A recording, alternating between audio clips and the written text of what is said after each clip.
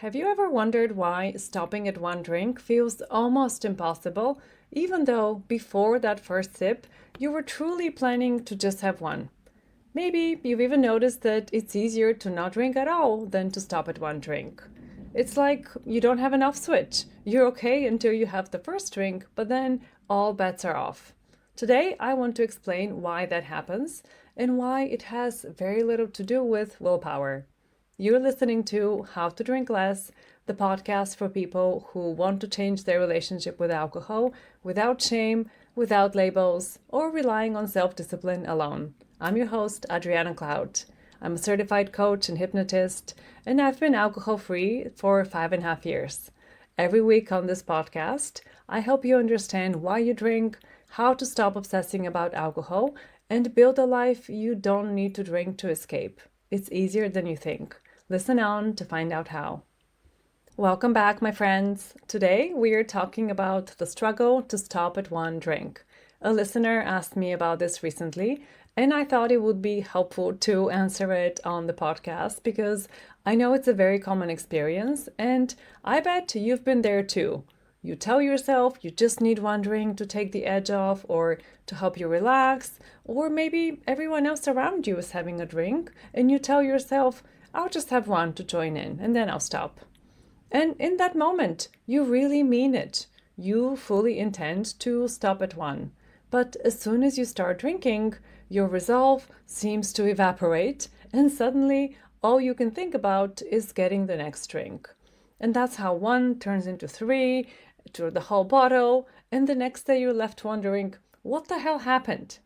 Most people conclude that what happened is they weren't strong enough and they need to be more disciplined and have more willpower in order to stop at one drink. I don't think that's true. It's not about willpower. You're not weak, and it's not that you lack self-control. Your brain did exactly what brains do once alcohol is in the system. Before you've had that first drink, it's your rational thinking brain that's in charge. That's the part of your brain that can critically evaluate the situation, consider long-term goals, evaluate risks, and so on. In other words, that's the part of your brain that's thinking rationally and can think about the future.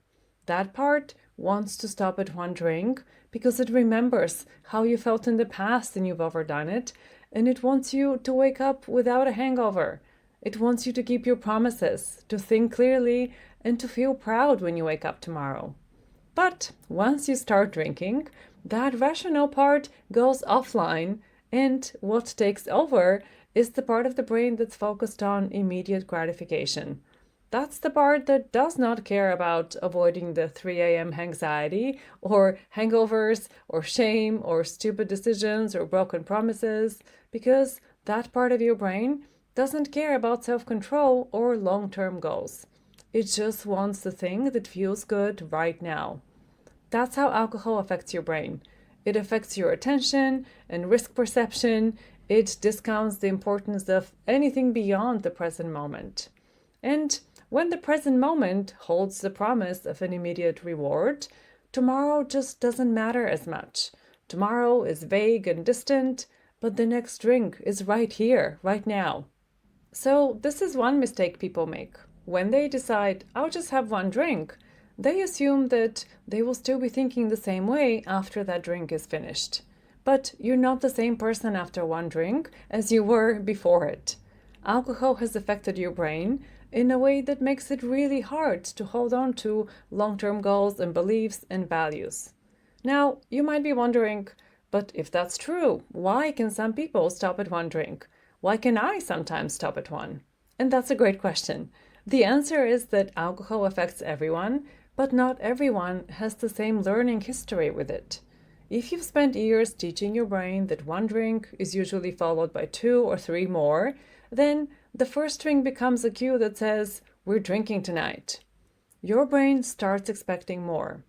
But if you're driving, if you have an early meeting the next morning, then you've changed the context and the expectation. So it's not that you're incapable of stopping at one, it's that your brain has learned different patterns depending on the situation you're in. And of course, Alcohol affects people differently on a physiological level too. So the way that you're affected by one glass is not necessarily that your partner is affected by a glass of wine that's the same size. And alcohol clearly doesn't have the same meaning for everyone either. For people who only drink occasionally, one drink is just one drink. For people who routinely have several drinks in one sitting, the first drink is just the start of a whole night of drinking. So it's your biology, your psychology, the meaning you attach to the drink, the behavior you've practiced again and again until it became automatic. These things all matter. And that's why the experience of having one drink is not universal. Now, let's talk about what that one drink does. You think that one drink is satisfying the desire. It makes sense, right? You have the thought, I need a drink, or a drink would make this better. So naturally, you assume that if you go ahead and have that drink, that's the job done. You've satisfied the craving, right? But that's not what's really going on. The first drink doesn't satisfy the craving. It creates the next craving. This is really important, so I'm going to say it again. Think of this as a call and response loop. You have the craving for a drink, that's the call. And you think, I'll just have one drink, that will satisfy the craving, and then I'll be done. You think the drink is the response, and that will close the loop. But the drink just opens another loop. So now there is still an unanswered call. There is a great quote from Annie Grace's book, This Naked Mind, that is really relevant here. She says, alcohol doesn't satisfy your desire for alcohol. It is what created your desire for alcohol. Alcohol is the only reason you continue to crave alcohol. So this is what happens every time you drink. It just strengthens the desire. Because of that huge hit of dopamine that alcohol releases, your brain thinks, this was great, let's do more of this. And there's something else about dopamine that's really important to say. Dopamine is the chemical of wanting more. It's primarily involved in anticipation and motivation rather than in pleasure itself. The dopamine response tells your brain, this is rewarding, let's keep going. The dopamine's job is not to make you feel satisfied right now, but to make you go looking for more. And historically, that's probably the pattern that you've been repeating more often than not. If your habit is generally to have more than one drink, that's what you've taught your brain to expect. So that's what your brain keeps asking for. Your brain operates on prediction. So it's scanning the past and based on your past behavior, it's making predictions about what's going to happen next. That's why you might have planned to just have one drink tonight, but once you've had that first drink, your brain is thinking, oh, I see what's happening. The party has started. Where's the next drink?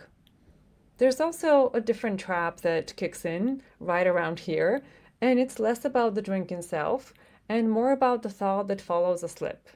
This is the scenario where maybe you weren't planning to drink at all, but then you managed to convince yourself that one won't hurt, and now you're thinking, well, I already started drinking, so tonight is a write-off anyway. I've already ruined the day, might as well keep going.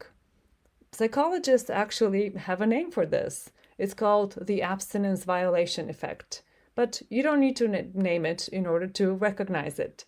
It's that moment when one drink becomes permission to keep drinking for the whole night. Not because you need more alcohol, but because your mind has already decided that today is ruined, so why hold back now? And again, that's how one drink turns into one bottle, and how one night of drinking turns into a week, and you start promising yourself that, okay, this week is a write-off, but I'll start fresh on Monday. So where does that leave you if you're just trying to have one drink? Think about it as two decisions you're faced with. The first decision is before you've had the first drink, when you're deciding whether to drink at all or not to drink. And then there's the second decision after that first drink is finished, when you're ideally hoping to decide that you're going to stop. But once alcohol is in your system, that second decision becomes so much harder. Again, is it possible to stop at one? Of course it is. But remember what I said about who is in charge in those moments. Before the first drink, you're making an intentional choice with your rational thinking brain. After the first drink, You're basically negotiating with yourself. Those are very different mental states, and they feel very different. Another way to think about it is you're letting a child have one cookie before dinner. You're thinking, okay, one cookie is no big deal. I'll let the kid have it. But after the child has had that first cookie, it wants cookies for dinner. And now you're trying to convince a child that's a little bit high on sugar about the benefits of a balanced, nutritious dinner. Can you win? Sure you can. But you can see why it's easier not to let the child have the first cookie to begin with. So that's my invitation for you. Instead of asking, how do I stop at one? Ask yourself, should I have the first one? Because that's where your real power is before you start drinking. And this is a great opportunity to explore what you think that you'll be missing if you don't drink at all. Really spend some time with that question. If you decide not to drink tonight, what do you think would happen? What, if anything, would be missing? How would you feel? Disappointed, anxious, bored, something else? Because, like I keep saying, it's never just about the alcohol. Alcohol is always a means to an end. And once you understand what need you're trying to fulfill with drinking, that's a much easier problem to solve. Suddenly, you realize that the question you really need to answer is not, how do I stop at one drink? But it's, how do I relax without alcohol? And to be clear, I am not at all suggesting that everyone should have complete sobriety as their goal and no one should ever drink again. You get to decide that for yourself. You get to decide what kind of a relationship you want to have with alcohol. But I hope that this episode has helped you to understand why you might sometimes struggle to just have one drink and stop there. And if your current goal is moderation, I highly recommend you listen to the episode I did on moderation. It's episode 47. It's called Is Moderation Possible? And I break down what moderation actually looks like in practice and how to evaluate if it's working for you or not. So go and check out that episode if you haven't already. And finally, let me just say a few words about what to do if you've already started drinking. You still have moves to make. It's not a done deal. You can switch to water or non-alcoholic drink for the rest of the night. You can say your plan out loud to whoever you're with, because once you have said it to someone else, it makes it real, and now you're accountable. Or you can just physically remove yourself from the environment for 15 minutes before deciding on what drink to have next. None of these require the same kind of willpower of your pre-drinking brain. These just buy you a little bit of time. They buy your rational brain a little bit of runway to come back online so that you can make a more intentional choice. That's it. So this is where I'll leave you for today. If you've been telling yourself that you just need more willpower to stop at one drink, I hope this has helped you to see it differently, that it was never a willpower problem. And if you'd like more support building a plan that actually works for your life, I would love to work with you. Book a free consultation through the link in the show notes, and let's talk about what's keeping you stuck and how I can help you to build a life that you don't need to drink to escape. Take good care, my friends, and I'll talk to you next week.